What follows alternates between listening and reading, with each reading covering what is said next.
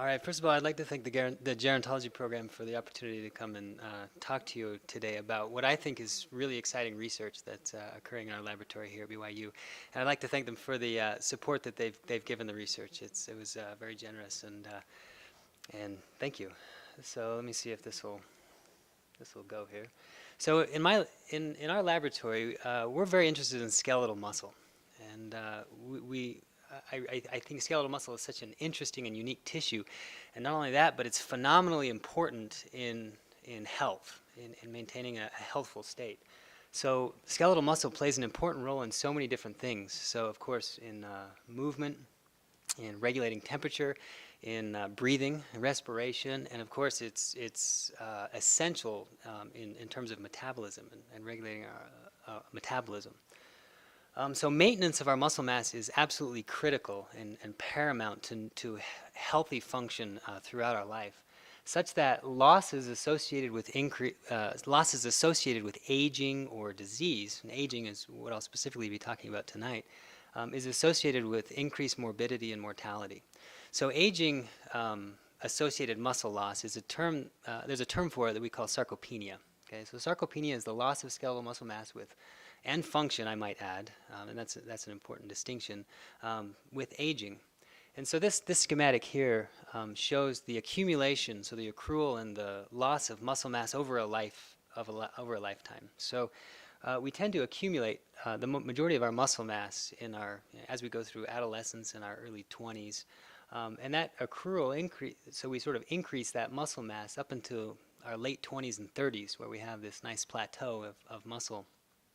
And after our 30s into our 40s and 50s, we start this sort of slow, precipitous and decline in muscle mass.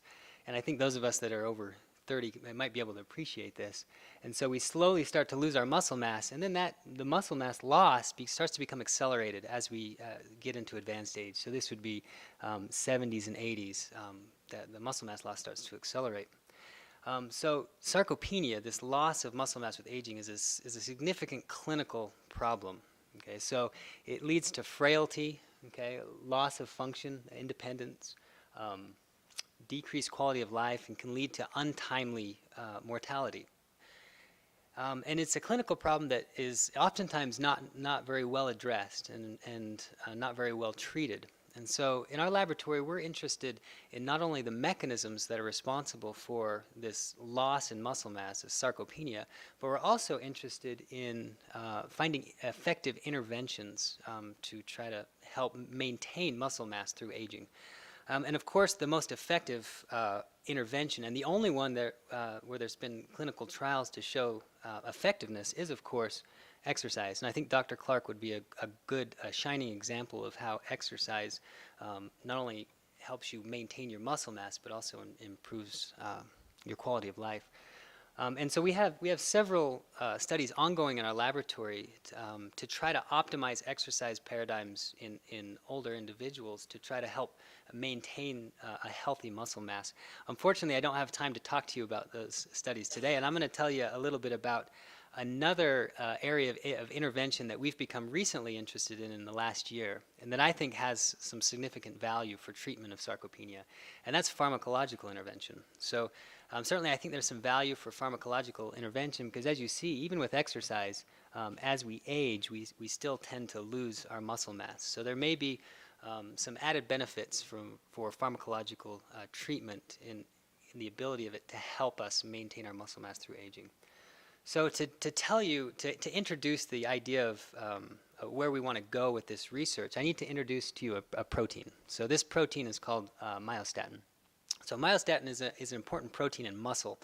And what it is a growth factor. And it's not a traditional growth factor in the sense that it promotes growth, but it's actually a negative regulator of growth. Okay, so all of our cells have mechanisms to control their growth. And this just happens to be the primary protein that negatively regulates muscle mass. And this is pretty evident in animals that have natural mutations of this protein. So this is a breed of cow. This is a natural breed of cow and it has a mutation in this gene for myostatin. So it doesn't produce myostatin. You can see it produces this really hypermuscular phenotype. So the muscle kind of grows very large.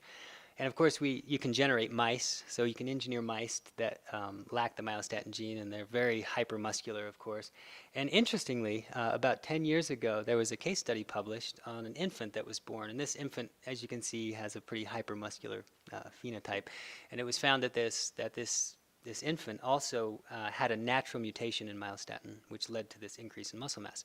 The interesting thing about this case study was that the infant showed no other adverse effects. And so that's important because that indicates that perhaps inhibition of myostatin might be an effective route of intervention for individuals with muscle wasting disease if we can inhibit this myostatin protein. Okay, so let me tell you a little bit about how myostatin works. And so to understand the results of our studies, I want to present this molecular pathway. So what I've done is I've blown up our muscle here. So what we're looking at here is a muscle cell. So this would be the cytoplasm of the muscle cell and, of course, the nucleus. So on our muscle, we have a receptor. Okay, and the receptor is called the activin type 2B receptor. And this is the receptor that myostatin binds to. So myostatin is produced primarily in muscle, and it's also produced in other tissues in our body. It primarily exerts its effect in muscle, and it does so by binding to this type 2B receptor. Once it's bound to the receptor, it recruits another protein, and this is a kinase protein. So kinase proteins are really important in sending signals within the cell because they transfer phosphate groups to other proteins in the cell. So it recruits this protein, which is called alkaline-like kinase 4. ALK4 then phosphorylates, is responsible for passing that phosphate group to a group of proteins called SMAD proteins. So these are SMAD2 and SMAD3 proteins. And you'll understand in a little bit why I'm telling you all of this. So once phosphorylated, these SMAD proteins form into this complex, this protein complex. This protein complex goes to the nucleus, and where it can activate transcription of genes. So it activates genes transcription, and we don't know all of the gene targets for this particular protein complex, but we know some of them, and they do contribute to muscle wasting. So they negatively regulate the size of muscle mass. There's also some research to show that activation of this receptor has inhibitory action on the primary intracellular signaling pathway for muscle protein synthesis or muscle growth. Okay, and so inhibition of this pathway would also lead to muscle wasting. So I tell you all this because recently I'm involved in a collaboration with another faculty in the department in the PD Bio, Dr. Beers, and together we've characterized a small molecule that shows inhibitory action against ALK4. And so we hypothesized that if we can inhibit this receptor, this might be an effective intervention to spare muscle mass in conditions such as aging. So I'm going to share with you a little bit about that research and what we found. So the first step in order to characterize this small molecule and its effects was to use an in vitro model. So what we're able to do is actually culture muscle cells in a dish. And so you can see these beautiful muscles here. These are called myoblasts. These are muscle precursor cells. What we can do is we can differentiate those muscle cells. And these muscle cells are from a mouse, I might add. So we can differentiate those muscle cells into these nice little myotubes, or these are analogous to a myofiber or a muscle fiber. So we can create these little muscle fibers in a dish. And then we can test the effect of this drug, this pharmacologic agent. And the name of that pharmacologic agent is SGI 1252. We can test its effects and see how it affects signaling along that pathway, and also changes in morphology of the muscle cells, to see how it might react in vivo. Okay, in a live animal or human. Okay, so we went ahead and did that, and so let me just remind you of the pathway here. So this is our small molecule. This is SGI 1252, and like I say, it inhibits this kinase, this activin-like kinase 4. So what we did is we treated these muscle cells with this compound, this pharmacologic agent, and we measured the phosphorylation of SMAD2 and 3. So if you'll remember, SMAD2 and 3 become phosphorylated when myostatin binds to its receptor.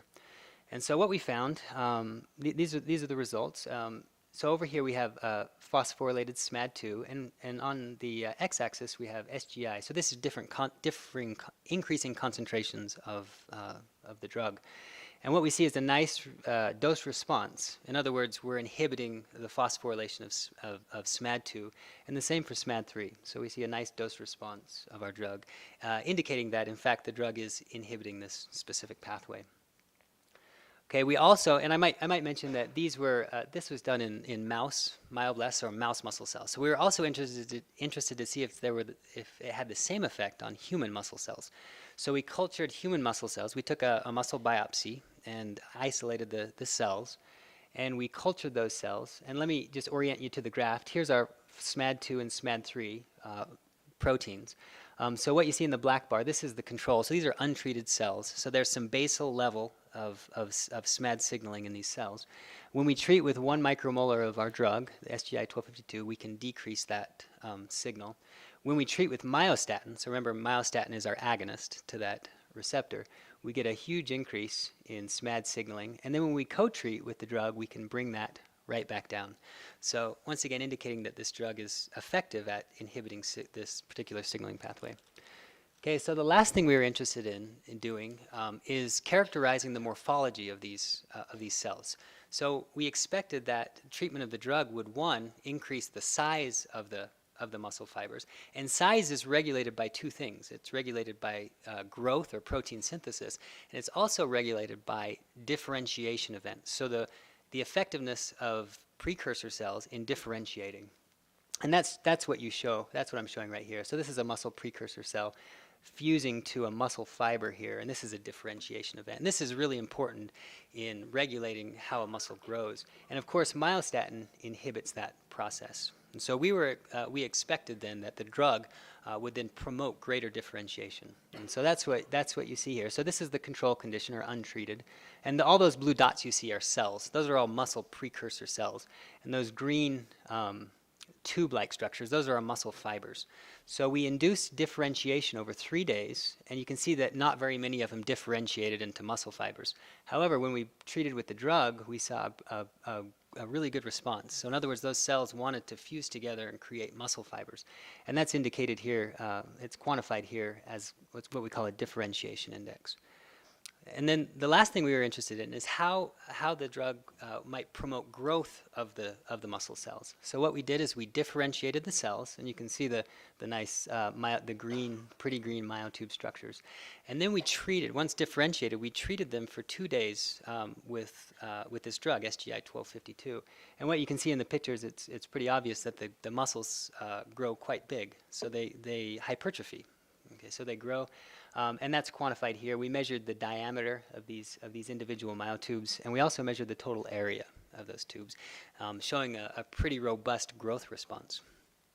So just some conclusions.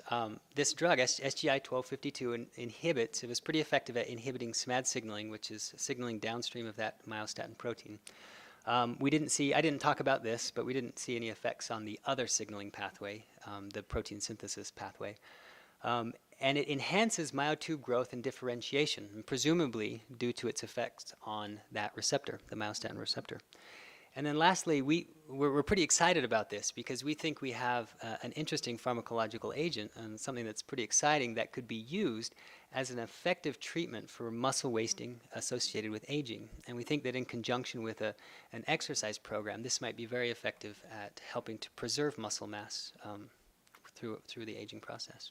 And so we're now in the stages of we're starting the animal studies, and so we're gonna dose some mice to see how it affects muscle growth in a number of different atrophy and muscle wasting models, including aging. So we're really excited about where this is going to take us. So I'd lastly just like to acknowledge the people that did the work. Okay, these are the folks that did the work, and I want to say that all of these data. Virtually all of these data were collected by an undergraduate student, and that's Ryan here.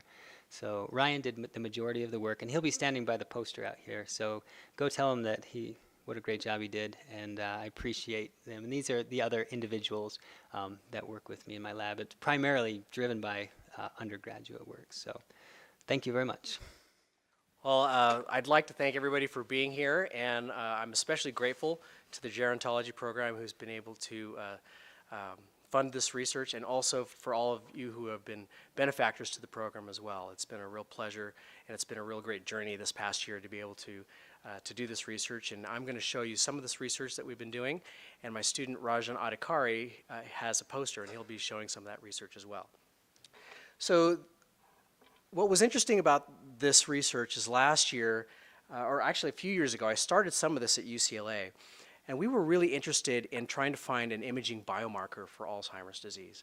Currently, you can't diagnose Alzheimer's disease while a person is still alive. That can only be done post-mortem and typically through an autopsy.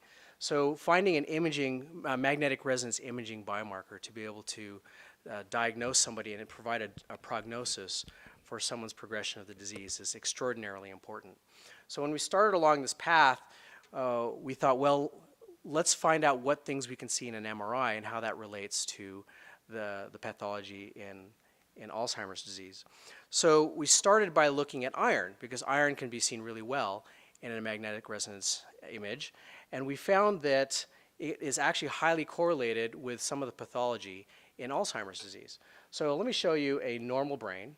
This is a T2 axial scan of a normal brain. There we go.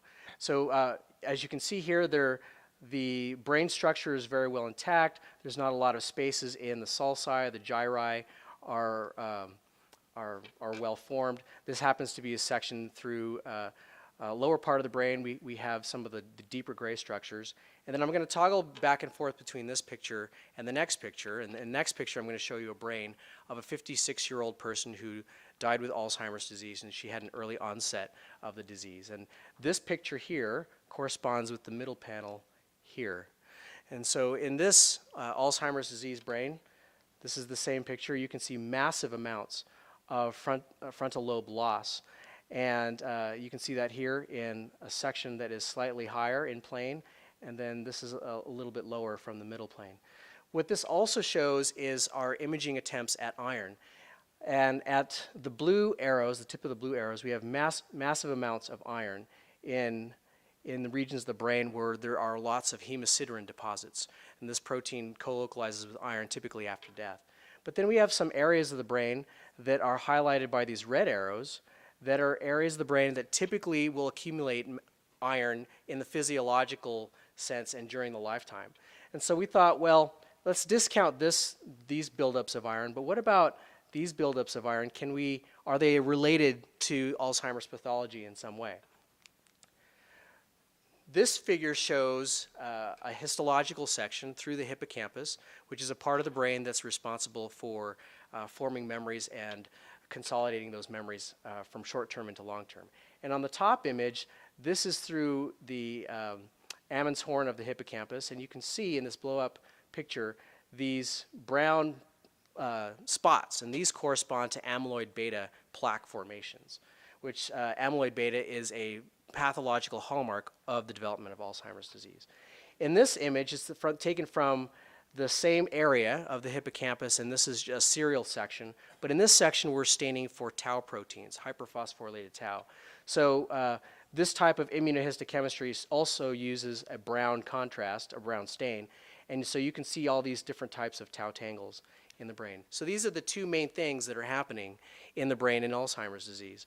So we wanted to know, well, does iron co-localize with either one of these? This is a study by Meadowcroft's group, and what they showed is indeed you can see iron, and it does co-localize with amyloid beta. So in the top image, this is an MRI of a tissue slice, and these are different stains. One is an immunostain, and this one is the same type of immunohistochemistry stain that I just showed you one slide ago. And what's a little hard to appreciate, but you might be able to see, is that the red and the blue arrows line up. And here the red and blue arrows are corresponding to amyloid beta plaques and the deposition of iron. So this was great news. So we thought, well, if we can use iron to be able to see amyloid plaques in the brain, that would be great. One of my undergraduate students at UCLA said, well, if we know that tau tangles is really one of the things that is contributing to the memory loss that's happening in the brain and the neurodegeneration of the neurons from the inside out, does iron co-localize with that? So we decided to ask that question. We did that stain too. And here are the results that we got. So on the top, what you see is the hippocampus from one subject. This is a Brock stage 4 to 5 subject, and then down here this is a Brock stage 6 subject. The Brock stages refer to the degree of tauopathy and the progression of tauopathy that happens in the brain. And in the early stages of Alzheimer's disease, green is labeled for amyloid plaques and red is for iron. There's a really good correspondence of iron and amyloid. So great, that was fantastic. But then if we look at this subject, red is iron, blue is tau, now the iron is actually co-localizing with the tau protein more than it was with the amyloid protein. And then we thought, oh, well, that's great. That doesn't help us very much because now if I'm looking at my MRI image, I don't know if my iron is co-localizing with amyloid beta or with tau. And so does that make a difference in terms of being a diagnostic marker? So this really perplexed me for quite some time. And then I landed here at BYU, and one of last year's gerontology speakers, Keone Kawe, actually invited a number of us researchers who are interested in Alzheimer's disease to kind of talk about the projects that we were doing. And while I was there, I met a researcher from the Department of Chemistry and Biochemistry, Richard Watt, and I was talking about how we got this result, and I couldn't make any sense out of it at all. And he says, I've got an idea that would probably explain that, but I haven't been able to figure out how it fits in with any biological problem. And so we put our heads together, and we came up with a hypothesis about this pathological process. What I'm not showing you in this image is that this is just 2 subjects, but if I looked at different genders, different Brock stages, different parts of the brain, iron will co-localize with amyloid or tau, and it's variable in the location of where that happens. So Richard, or Dr. Watt and I, put together this model, and we worked with our graduate student, Rajan Adhikari. And I'm going to go through that model for you because I think it's going to shake up our paradigm of how Alzheimer's disease forms a little bit. It certainly did for me. So this is a run-of-the-mill neuron. And in this run-of-the-mill neuron, we have a nucleus with its nucleolus. We have its microtubules, which are basically the cellular skeleton. And then those microtubules are actually stabilized by the protein tau. In addition, we have receptors to be able to take in iron, and I'll show you how that happens in a minute. And then we have a labile iron pool because all cells need to be able to use iron for its normal physiological functions. We also have some iron response proteins that will block the transcription of certain genes and into other proteins that are going to be involved later on in this story. The other thing that we have here is the amyloid precursor protein, which sits in the cell membrane, and a pore called ferroportin. And then we have this endosome that is lined by tau, as you can see here represented by the purple circles, that holds these amyloid precursor proteins at bay. So during the normal function of the cell, cells are taking in iron and then they have to use that iron, but if that iron accumulates too much, they have to do something with that iron. Why? Because when you have excess iron in the cell, it will cause increases in oxidative stress. Oxidative stress will, for the lack of a better word, absolutely disintegrate cell membranes and cause cell death. So in this next slide, it's a little busy, but I'm going to walk you through what happens in a normal cell. So in step 1, the cell needs some iron. So what it will do is iron will be taken up by the transferrin protein, and that protein will dock onto the transferrin receptor. And then this endosome will convert iron from iron 3 to iron 2, and then that iron 2 will become part of the labile iron pool. So everything is good so far. If this pool goes too high in terms of iron, the cell will store that iron 2 into ferritin and convert it from iron 2 to iron 3 so that the oxidative stress isn't too high in the cell. And when the iron levels go down, then the ferritin will release the iron back into the labile iron pool, and everybody's good. So, and like I mentioned before, we have these other proteins at bay just to make sure and be ready to be able to respond to any sort of oxidative stress that might happen. Now, in cases of oxidative stress, this picture gets really complicated and becomes this. Right? So, I know. Excuse me. So, in cases of oxidative stress, when the iron levels are too high, the cell is trying to keep up with the ferritin. But if ferritin all of a sudden can't handle the job of storing the iron, then what the neuron will do is it will actually start transcribing these response proteins to produce more amyloid precursor protein, more ferritin, and more ferroportin. Well, what does ferroportin do?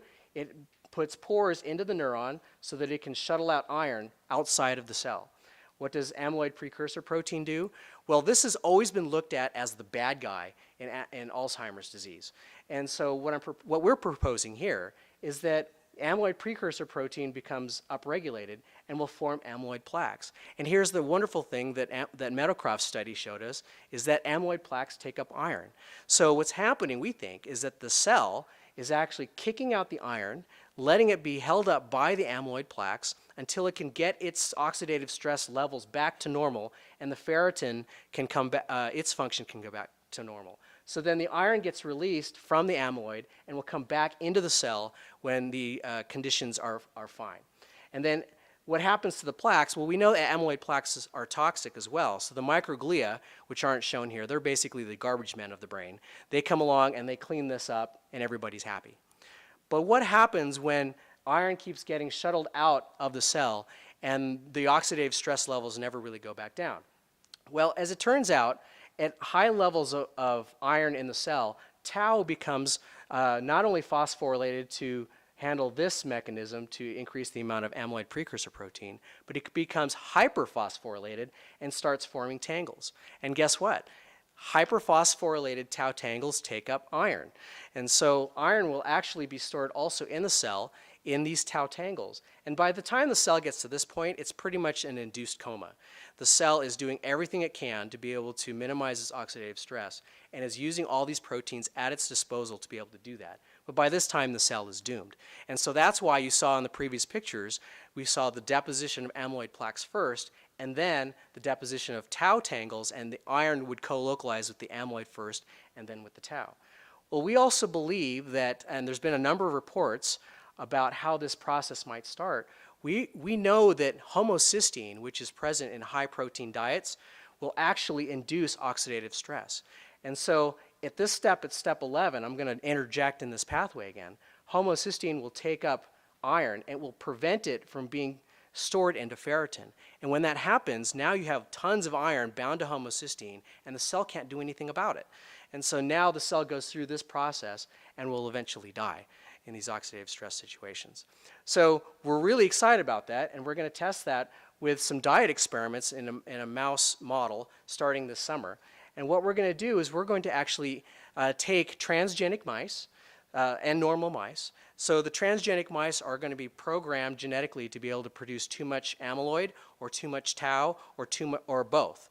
And we're going to actually induce oxidative stress to normal mice and these genetic mice, and find out what happens to the tau and to the plaques. And what we expect when we give homocysteine, which I just showed you in the diagram would increase oxidative stress, or doxorubicin, which also increases oxidative stress but through a totally different pathway, that the neurons, or the mouse brains are going to build up both tau and amyloid regardless of which transgenic mouse they are. But metformin, cleoquinol, and zinc are iron rescuers. So our hypothesis is that when we give these animals these iron rescuers, we're going to attenuate or even bring down the amount of amyloid and tau that are in the brain. And we're actually going to be imaging these mice in longitudinal studies. So I want to talk about the imaging part, since we don't obviously have this data quite yet, but we're moving towards that. And my student Rajan is doing some work towards this. But I wanted to talk about how we're also trying to image the proteins themselves and forget iron, because iron can get really, really messy. So I wanted to talk about this. This is really hot data that we got, and we're just validating it. So these are the Brock stages of tau. So this is the hippocampus and the medial temporal lobe, and the stipules represent the amount of tau deposits. So by the time you get to stage 6, there's a lot of tau, a lot of proteins there. And water will bind to tau proteins very tightly. And when they do that, they have an interesting imaging characteristic, and that is that their T2 relaxation time actually goes down very, very quickly. So this is relaxation in an MRI. I'm not going to explain this diagram, but this is T2 relaxation, where after we give a radiofrequency pulse to water ions that are water molecules that are in the brain, they will actually change, or they'll actually release energy as they relax back to the form that they're in the magnet, for the lack of a better word in a very quick amount of words. So we're going to take advantage of the fact that water bound to protein in general is going to relax very quickly in this T2 phase. So we have to do this at the order of microseconds instead of milliseconds. And here, we're going to try to image at 10 microseconds to be able to catch that relaxation of what's going on. And our hypothesis is that if we can catch that relaxation within this time frame, then we can capture those areas that have lots and lots of protein. Now, we don't know exactly if they're tau or amyloid. They're probably tau, just based on the data that I've shown you so far. And we're going to validate that histologically. So here are our results so far. So this is the same early onset 56-year-old Alzheimer's disease brain that you saw earlier with all those iron signal dropouts. And in this image, look to the right. Wherever you see a bright signal is where the water is tightly bound to the protein. And so what you're seeing here is a possible way that we've somehow figured out that we can probably see proteins and the water near them, and they happen to correspond to areas where we would expect to see massive amounts of tau deposition. So we just did this again. This is a sagittal view of another human brain that has known Brock's stage 6 pathology based on its autopsy at UCLA.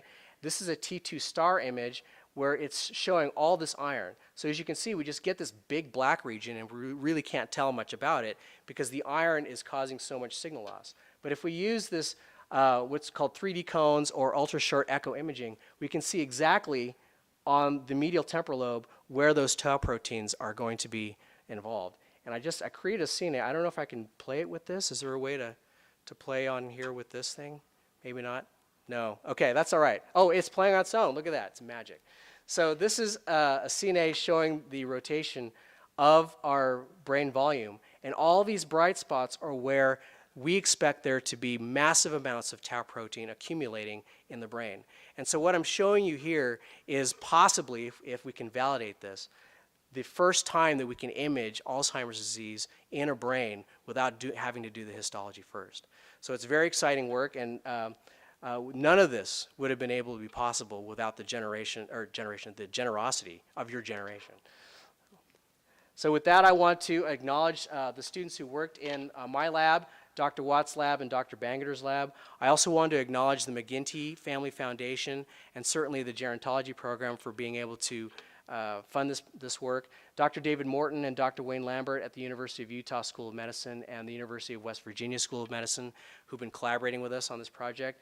And my colleague at UCLA, Dr. Harry Vinters, who is a world-renowned neuropathologist who's been able to mentor me in this project.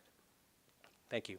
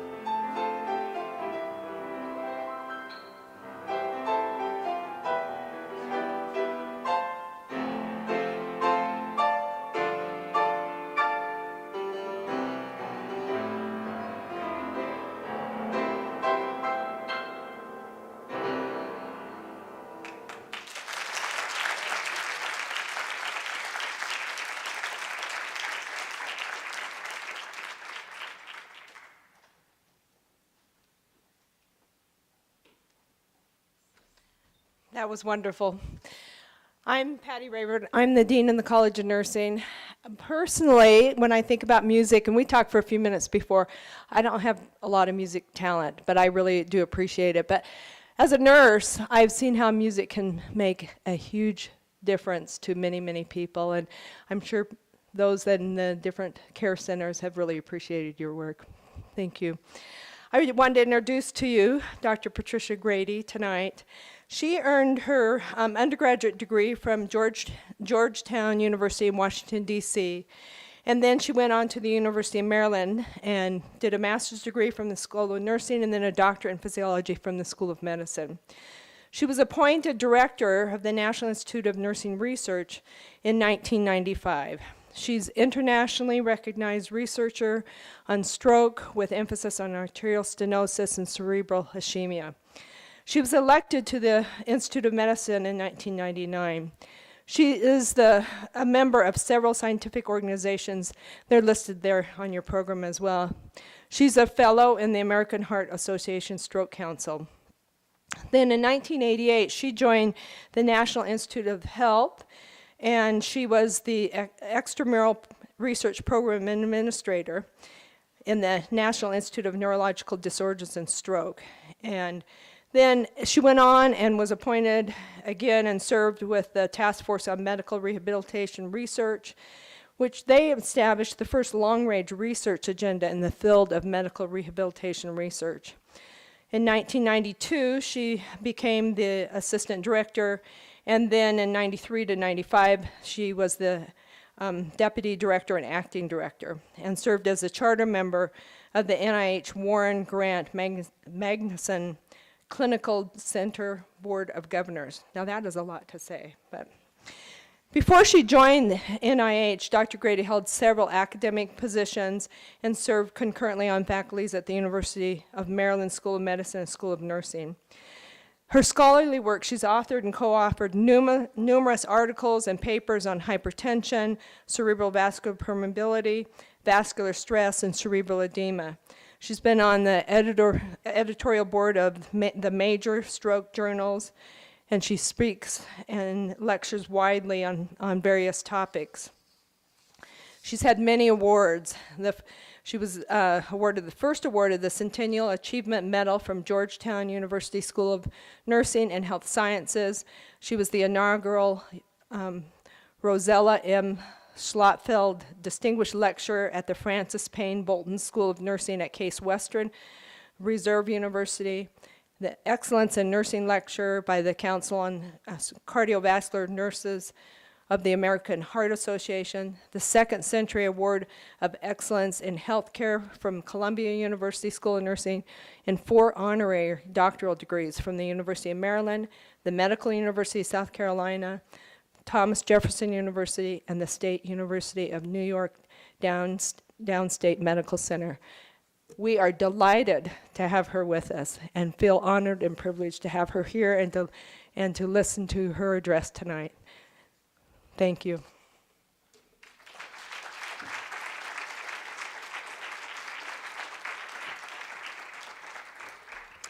Thank you so much, Patty, and thank you all for being here tonight. It's my pleasure to be here in Utah and to address all of you. This is an area which is really important to all of us, and it's also an area that speaks to me particularly because it's very interdisciplinary and also speaks to the future. And listening to the 2 previous presentations, I feel like the future is in good hands. So let me join you in wishing them well in their careers and to hit some of the highlights here this evening. It's a rather onerous title, The State of the Science for Aging, but what I will do this evening is to hit some of the highlights of the areas that seem to be expanding and seem to be the most promising or exciting. I won't hit all of them, so if your particular favorite is one I don't mention, that don't take that the wrong way. But I want to thank all the organizers of the conference. Want to thank Dr. Vaughn Call and Drs. Barbara Heisey, Jeremy Jorgensen, Dawson Hedges, Ron Hager, Ray Merrill, Blaine Winters, and particularly Patty as well. So let me I do not have a video, but I do. We'll see how this goes. So this evening, I will just quickly go through impact of nursing science, some of the areas of research of us, but also all of NIH, which is primarily our institute and also the National Institute on Aging. Talk a little bit about some of the things that are happening in career development. Let's see, I think, do we have the right set of slides up here? I think we have tomorrow's slides for tonight. Is the text still here? Yeah. Well, that's okay. I usually look at them ahead of time, and it's confusing because they're two, and the front page is probably similar.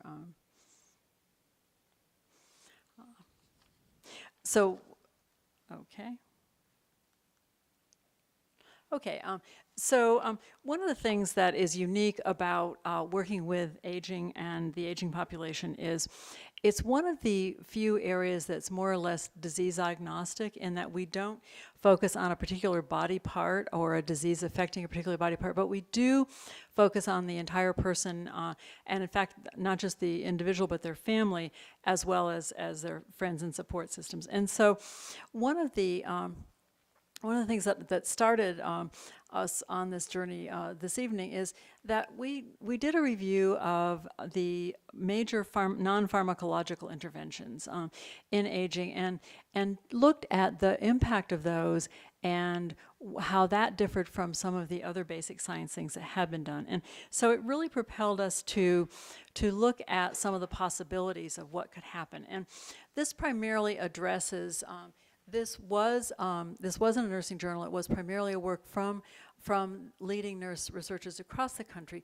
But what it did is to look at some of the areas of intervention related to pain in the aging, and also some of the ways of symptom management, which is one of the things that gerontologists have been doing for a number of years. We do have more pharmacological agents now, but that turns out that does not help us answer many of the questions. So moving from aging across the country to look at some of the areas of research, the Innovative Questions Initiative, which will help us identify some of the important future areas, and looking at, again, being somewhat disease agnostic, but approaching aging from research that is directed toward symptomatology, wellness, self-management, and last of all, end-of-life and palliative care. Okay. So first I'll begin by talking a bit about aging in the United States. Now this is pretty much speaking to the choir, but I think it's useful to put the problem in perspective and to think about some of the particular demographics that are very well known to you, but are not appreciated necessarily across the rest of the country. And so we know from the data that we have that by 2010, 40 million Americans were 65 years and older, and that's 13% of our entire population of the United States. And that the number of Americans in that age group at 2030 is estimated to have reached 72 million, which will be 20% of the US population. The numbers go on from there, but at some point we have more people over 65 than we do under 65, even with the rising birth rate. So this puts it into perspective that we really are all, as we were saying at dinner tonight, that aging is an important health problem for our country, but it is important to all of us because each one of us will be affected by the aging process, personally, of course, eventually, but also looking at family members and also members of the community. Now, what are some of the major issues that we deal with in the aging population? Well, we know arthritis starts at a very young age. Most individuals who are the age of 50 or older are experiencing at least one chronic illness, if not more than one. And those do include such things as arthritis, osteoporosis, an increasing problem, particularly in women, but also affecting men. Hypertension, heart disease, and stroke, again, increasingly in numbers. We know that heart disease has decreased, but hypertension is still a problem. Stroke is still a problem. We still, even when we have a successful treatment for people, getting people to have access to that treatment continues to be a problem. We heard about Alzheimer's disease earlier this evening, but there are also other forms of dementia that occur, particularly vascular dementia, and the formerly so-called senile dementia, which is now referred to as the dementia of aging. And so we do know that the symptoms may be similar, but the causation will be different. We also, obesity is a comorbid problem. It's an epidemic in our country, but it is also particularly difficult with an aging population in that it does affect mobility and affects metabolic problems, and in fact can make other chronic illnesses worse. Diabetes is not on the slide, but that is also virtually epidemic in this country, and particularly a problem with aging. And so when you add the obesity and the diabetes with the other problems, often what starts out to be a single chronic illness in an aging person becomes almost life-threatening in its impact. So I was looking at your mission before I arrived, and I noticed that that the mission, the BYU mission, is very much in concurrence with our mission. That it does focus on wellness, it focuses on quality of life, it focuses on spirituality and interaction and family members and across the lifespan. So that is also what our primary mission is. And we do, because I do come from NIH, I have to tell you that we are a government agency, but we are in your living rooms in a very positive way, and in your schools and in your communities, and that we do answer to you. We are taxpayer supported, and so I thank you donors as well as the other donors we've mentioned this evening. But mostly we are, when we identify research, we are looking for areas that will benefit the human population. So we look for major health problems. We also respond to all of these various groups, and you don't need to read all of us and don't want to, but suffice to say that we respond to communities, we respond to scientists, we also respond to the legislator and public advisory groups as well. So we do, when we think about the research and when we are supporting research, we really want to make sure that not only does it get done, but it gets published and it gets translated into improvements in care that will benefit everyone. Now, the areas I'll focus on in terms of the promising areas of science will relate to these four: symptom science, wellness, self-management, end-of-life, and palliative care, because these are all areas that are important across the lifespan, but particularly important in the gerontological population. So basically the message here is, if you want to get a hold of any information about NIH or contact us in any way, that we really are there for you, and that there are people who are specifically designated to answer questions that you have about your science. I mentioned before that we focus very much on gerontology in NINR and also NIA, National Institute on Aging. There are others who do as well, and we coordinate with them or we coordinate them. So how do we decide? How do we decide and identify promising areas of the future?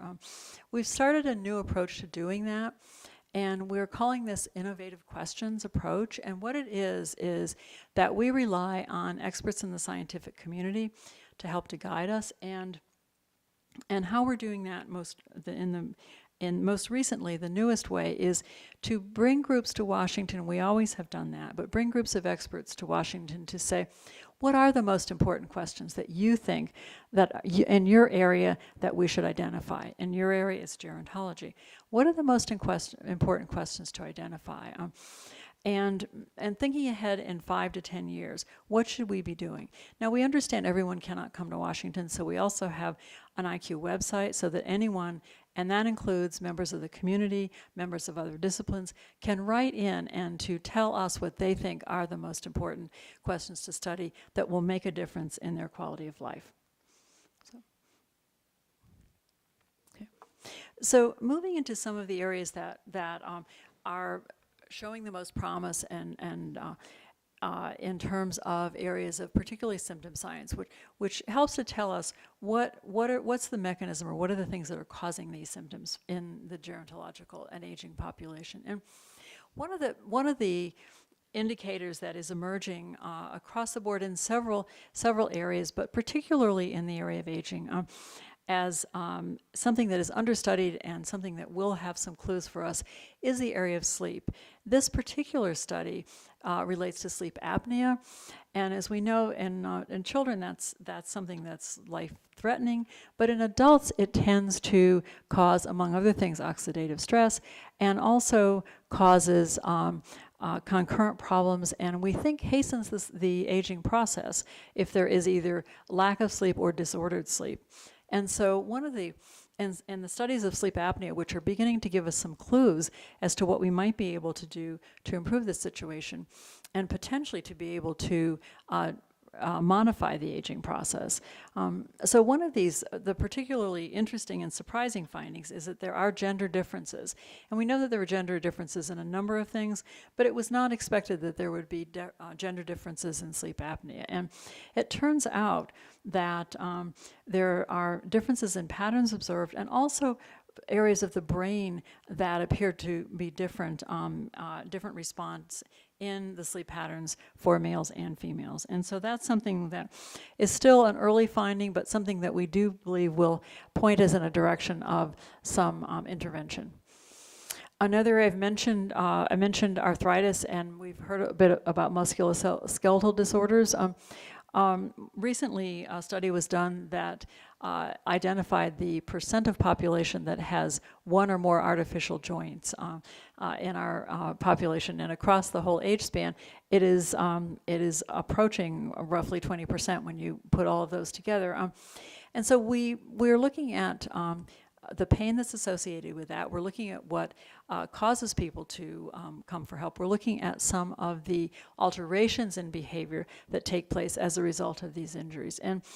And one of the areas that, again, another area that has been understudied in the older population is that of pain.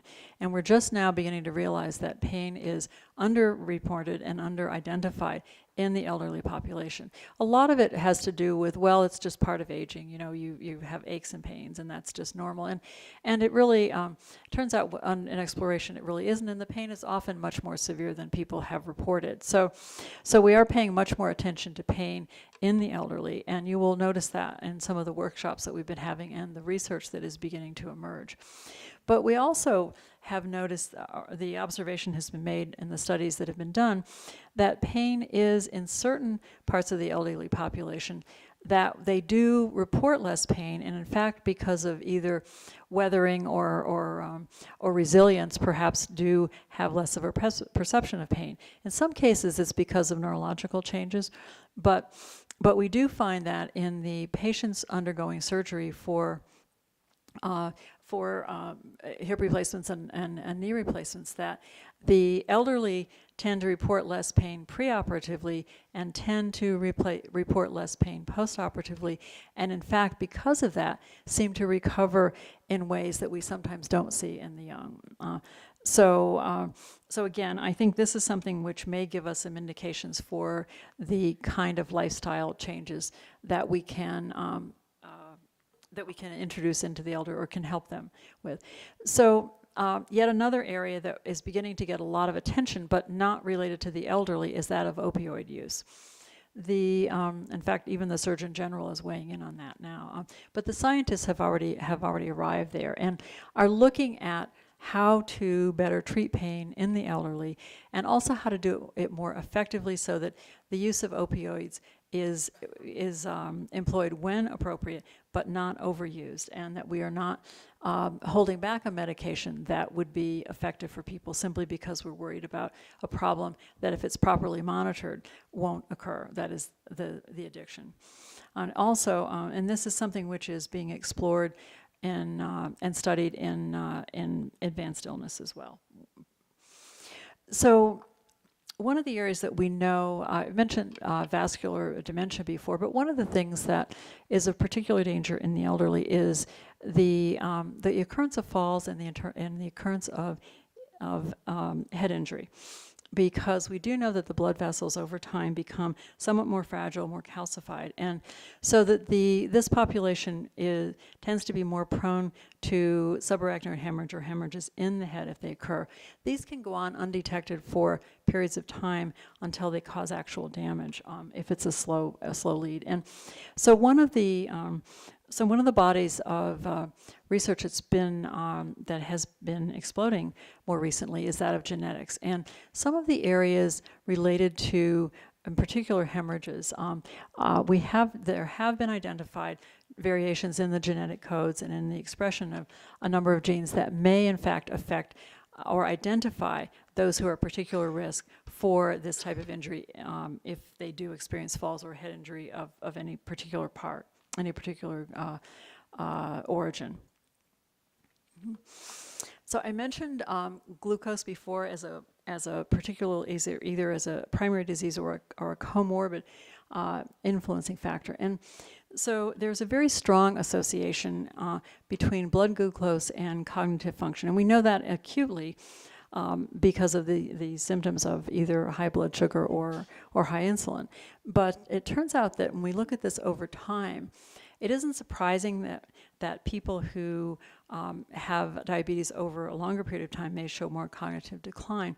What we have seen is that monitoring patients who have very good glucose control, which we now can do rather non-invasively, that those who have diabetes over a longer period of time but have very good glucose control, in fact, show a decrease in cognitive decline. All of these groups show a decrease in cognitive decline over time, but there's less in those who have diabetes with good glucose control. This is counter to the earlier research that showed that the longer you had diabetes, that you would have cognitive decline and also other vascular changes that were really unavoidable. And so that turns out that now, whether it's the good glucose control that we can actually monitor, that it's non-invasive, or the different improvement in both the drug and the nutritional control, we do know that that monitoring the glucose over time does have a very positive benefit. A large percentage of roughly 500,000 to 750,000 people each year have strokes. Most of these are on the older population. And about 1/3 of those individuals will have a recurrent stroke within the first year to 2 years. Part of that is related to the risk factors. The same risk factors occur, if the risk factors are not modified, then they're more likely to have a second stroke. But another finding that has been particularly important is that there was a depression and stroke was identified early on, and there's some good animal models to study that, but it really was underappreciated, the incidence in humans post-stroke. And about 1/3 of all the patients that have strokes do experience post-stroke depression. This study is particularly interesting in that the patients in the study are all on antidepressants, which is the mode of, it's the sort of the standard care for depression tends to be antidepressants. And they are somewhat effective but not completely effective in this population. And this group added a coping skills approach, which is called Living Well with Stroke, and it's a biobehavioral intervention along with the drug therapy that was given. So that everyone still was on the drug therapy that was prescribed, but this Living Well with Stroke was added to it. And the population in that part of the study showed they showed less depression over the course of time than those who were simply on drugs. And that was very important. But even more important was that in the long-term effect, when they were restudied, that those who had the behavioral intervention actually had less recidivism back into depression than those who were simply on antidepressants. And so that was really a very striking finding, and one that has now being implemented very widely. Now, there are a number of studies that are addressing the association between cognitive impairment and brain blood flow. We have much better imaging techniques now, and we can do this. Also, the tracers, the ability to have a very fine grain of resolution, is within our grasp now. And so we can expect to find some important information from that. But what we're seeing now is if we can identify certain areas that are most vulnerable, these are usually the areas that have decreased or limited blood flow to begin with, because when you have a decrease because of oxidative stress, or if it's high altitude, 5,000 feet is not that high, not high enough to do it. But for whatever reason that may cause a global decrease in blood flow, then those areas are going to be much more vulnerable to more lasting damage. So these studies are very important. Also to be able to tell us which are the most viable areas of the brain and which areas of the brain can be recruited, because we know, contrary to the dogma that most of you would have learned in school, as did I, that, you know, the old story that once a neuron is gone, it's gone forever. And we really did not appreciate how plastic the brain was and how many neurons that are there that are not being put to use that can be recruited into new functions. Now, we heard a little bit about Alzheimer's disease earlier today, and that's certainly the area that most people are focusing on. The numbers, we've just had a number, several studies that have come out giving us new numbers, and one in particular that is has identified that the incidence of Alzheimer's disease is even higher than we thought, because a number of people, when at the end of life, when people die, they often, it's whatever illness, if it's heart failure or whatever, that's identified as the cause of death. But if that is superimposed on top of Alzheimer's disease, many argue that in fact the patient did die, the person did die of Alzheimer's disease, and this was and that the heart failure or whatever was a complication of it. So regardless of how we go, we know that we have an increasing number of people developing Alzheimer's each year. The span of illness can be very long, can be short from approximately 5 years to 20-some years, even 30. And so the idea of being able to help the patients early on and help the family members and caregivers deal with people who are very sick and for whom we have no cure is something that has perplexed all of us. And so there are a number of groups who are working on developing toolkits for caregivers to use. These are under development now, and you can expect to see them in the next couple of years.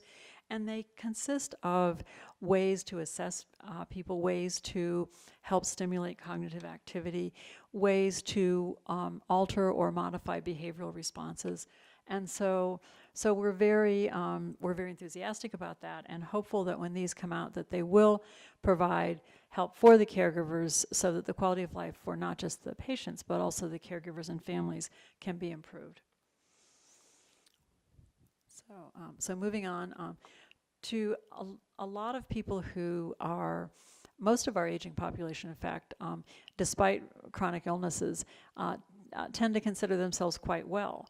And mostly what you hear is, oh, I'm just fine. Well, I've got a little touch of arthritis, et cetera. And so our goal as scientists really should also include helping people stay well for as long as they can. And so we have a number of effective approaches for changing lifestyle or for altering lifestyle or for helping people to still maintain an active lifestyle during this aging period of time.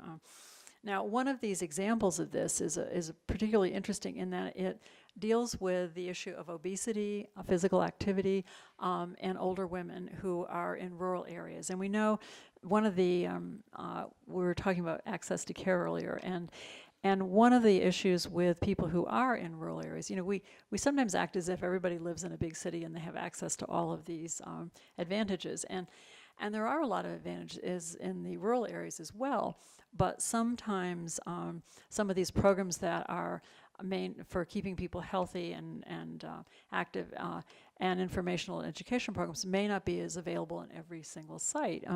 And this is one of the things that we're seeing increasingly is that programs are being developed that can be delivered over the internet. And this is an example of one of these programs. And it has been very effective for middle-aged and particularly older women in rural areas. And the weight loss has been, they've been successful in monitoring weight loss and also in maintaining the weight loss. So this is another area that has been very resistant, and we have made some steps forward.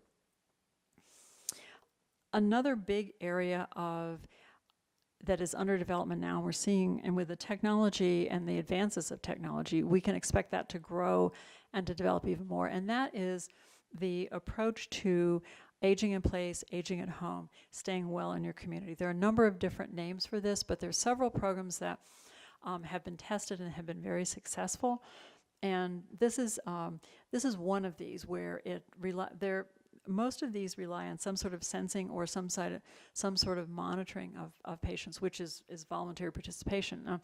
This particular one, it's also from the Midwest, and it is an early warning system so that patients who, if there's someone in the home who is elderly and having mobility issues, if they're wandering at night, that can be very dangerous, precipitating falls, et cetera. So these systems monitor whether the person's active. They also can monitor whether they get up at night and are walking around. They also monitor if they leave the room and start to wander. And so they really show great promise for people being able to stay at home without having to be moved to an extended care facility or a nursing home, if they in fact can be monitored safely at home. And so this is part of the new wave of technology, of the technology healthcare interface. A big part, so the next area I'll talk about just briefly is a big part of this whole concept of people aging in a healthy fashion is that people are much more aware of their health now. We have an aging population who is much healthier, much better educated than their predecessors, and much more active and in the community. And so they are very informed consumers.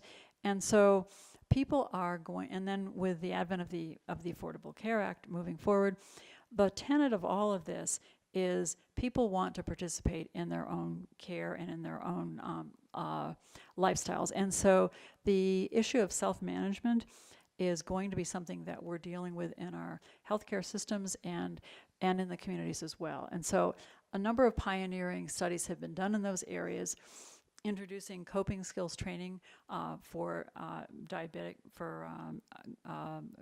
management and monitoring, and also people participating in their own self-management, even post-transplant and more acute kinds of issues.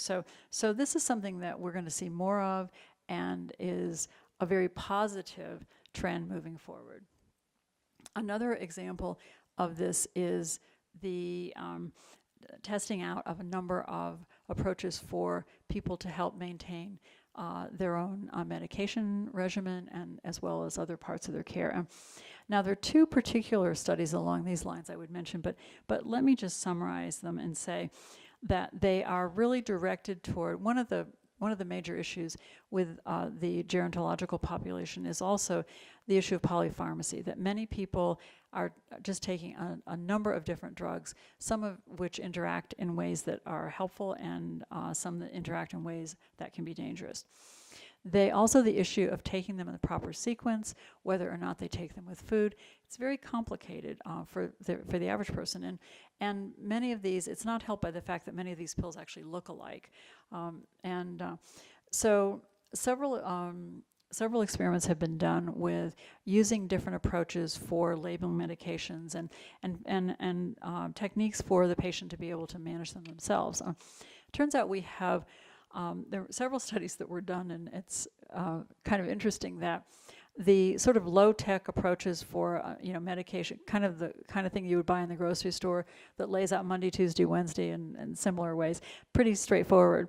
And then a more complicated one that's very elegant and turns to show the different pills and variety. And so all of these were successful, But the low-tech ones were much more successful with the elderly population. And so I think the fact that it showed that people can stay in the home and they can be successful using these, but that the lower-tech, just plastic container versus the high-tech ones were actually as successful. It could be that they weren't explained properly. It could be that they were too difficult. It could be they were too difficult to handle. Don't know. But I think it is interesting and informative for us to know that the low-tech ones work just as well, better actually. We also, most of you of course are very familiar with the landmark active study, but I think it reinforces to us that cognitive training, which almost every day you read the newspaper, you read something that says, oh, cognitive, this doesn't work, this does, et cetera. And so the jury is still out. But this particular study that was very well carried out clinical trial showed that there was an improvement in the cognitive decline, that there was less cognitive decline in reasoning and speed of processing, which was really big news at the time, but also the fact that this has been a sustained improvement over a 10-year period of time. After 10 years, we're seeing that there is a recidivism on it, but it may simply mean that a booster might help, or some other approach, or it could be an effect of just the time frame in the aging process. A number of studies have shown that if you can keep people in home, they will report a higher quality of life. If it's in a safe environment, you can control the environment. They actually typically show better indicators of health. And so there are a number of studies addressing this. This particular one is a combination of partnership with us and also with CMS, which has an innovations section. The advantage of that is that if they fund a study in the innovations section, that if it proves to be successful, it immediately goes for reimbursement, that you don't have this long period of time when you have to prove, show the evidence, show 2 studies, and get them to agree to reimburse. These will be reimbursed as soon as they are deemed to be successful. And so this is a partnership of that sort. And the idea was to identify the barriers to keeping people in the home. And there's some very creative studies. This particular one it's their team approaches, and it's a team of the nurse, an occupational health worker, and a handyman. And with those 3 people addressing the problems and removing the roadblocks, the individuals in the study were able to stay at home and, in fact, be more functional and mobile. A couple of the people were completely immobile, and with the modifications in their environment and the monitoring systems were able to then be mobile. So, we're also in partnership, National Institute on Aging, and we and PCORI are in partnership to look at ways to prevent fall-related injuries. You recall there was a very rich period of study of falls and prevention of falls, and that now is emerging as a problem once again. And so we are looking to prevent falls, not just in the really frail elderly, but in the elderly population in general. It's so easy to trip over something and then precipitate a whole series of injuries. So moving on to the last of the topics that I would talk about today is that of end-of-life and palliative care. This is sort of one of those subjects that people tend to veer away from discussing, and yet it's very important to think ahead. It's a little like, when you're younger, people say you should do your will and plan ahead, and you say, well, 40 years from now. But the thing is that then at the last minute, people often tend not to do that because it's an admission of facing mortality. And I think end-of-life and palliative care is a bit like that if you don't plan ahead for it, then it becomes too sensitive and too close, I think, for people to want to do that. So we have published a report that reviews all of the research trends and funding since 1997 to 2010. and it reviews the work of about 14 different agencies and organizations and what they've done and the progress that has been made. It's a really good review of the literature, and it's for people in the area, if you're interested in that area, it's a great way to do the review of what everything that has been done, and then use that as a building base moving forward. So a number of studies, there's a fair amount of research going on now in end of life, and we're finding out some important things. We're finding out, really, we're doing a lot of identifying what we don't know and what we need to know, but there are some important things that we are finding out on the way. One of the, I mentioned pain before. Pain in the elderly is very difficult to assess. We're finding out now that we're making a concerted effort to assess it and recognizing that it might be a problem, that has taken care of some of the issues. But the other thing is that levels of responsiveness and not being able to respond. How do you assess pain for people who are not able to respond, or who are responding in ways that are only partially responsive? They're not completely able to respond, or the responses may not be authentic, can be misunderstood. And so measurement tools are under development to be able to better do that. We also, one of the biggest areas, interestingly enough, one of the biggest areas in end-of-life, palliative care and end-of-life, is that of communication.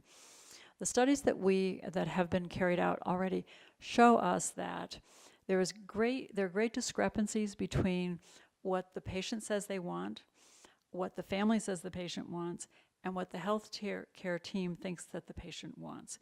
And so we have now, with these studies, templates have been developed for how to create those conversations, how to structure them in the intensive care unit, how to structure them in the home, and to be able to get people to discuss these things and make their wishes known.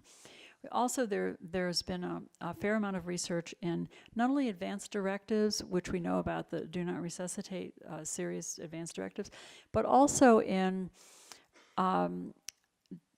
deciding or expressing the patient's wishes for what they want to be done. So, and that includes supportive care. What do they want for supportive care? Do they, will they tolerate feeding tubes, or do they not want them? IVs? What is it that they want, that they consider the best care from their perspective? And so you'll be seeing more of that. Most of the states, about half of the states across the country, have now adopted these, the POLST or some other version of that, which is between the patient and the physician, where they say what they want, and it can be revised at any point in time. The interesting thing about that also is that we find that, and these are some other studies along the same lines, but we find that the studies that have been done also indicate that for patients who have advanced directives or have directives about what they want, that if there is a terminal outcome, that the patient does not survive, patient dies, that the family members and the friends, there is a decreased incidence of depression among the survivors over the next year to two period of time, because there is a sense that whatever the patient wanted, that they were on the same page. And so there is that sort of healing. It helps the healing afterwards. Okay. Only have about 2 more slides, and I think maybe that's a sign that the time is almost up here. Okay, so I have 2 more slides, and if they don't come up, I'll tell you what they say. So we do have a palliative care consortium, end-of-life palliative care consortium, which consists of several sites across the country.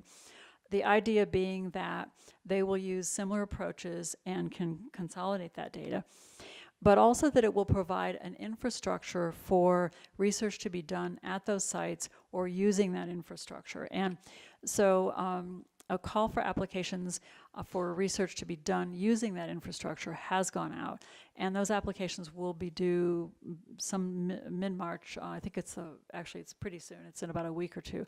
But those that infrastructure will remain in place, and it is expected that people will apply to use the infrastructure.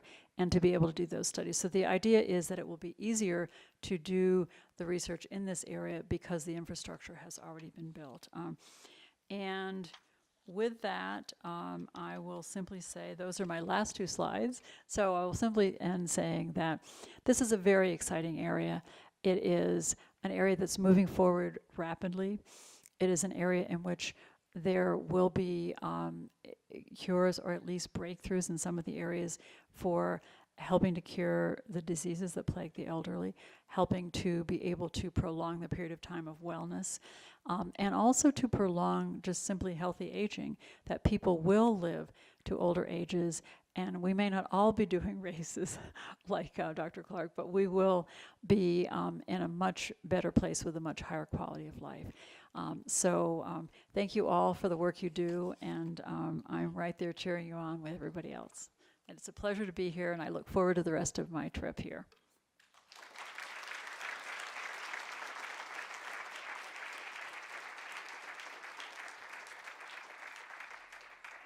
We just have a gift for Dr. Grady here, and we have a beautiful book that is actually the history of the College of Nursing. And then we also have for you, it's a crystal clock, a BYU clock. I hope to remind you of your visit here. And again, thank you very much. Thank you so much, Patty. Thank you all very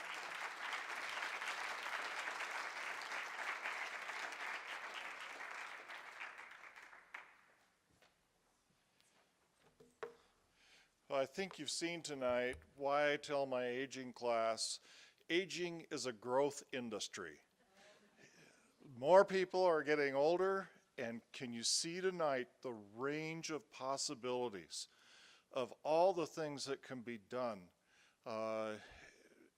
that's attached to aging, from a business major all the way to nursing, to the social sciences.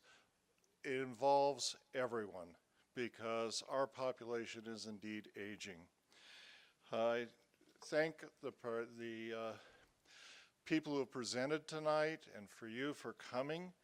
I was just astounded with the range of different types of projects that are going on that Dr. Grady just kind of exposed as just little snippets of the exciting things that are going on across our country.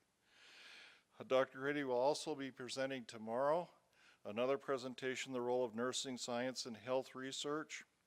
That'll be at 11 o'clock tomorrow in B037 JFSB. If you're interested, I invite you to come out and see the second half of her presentation.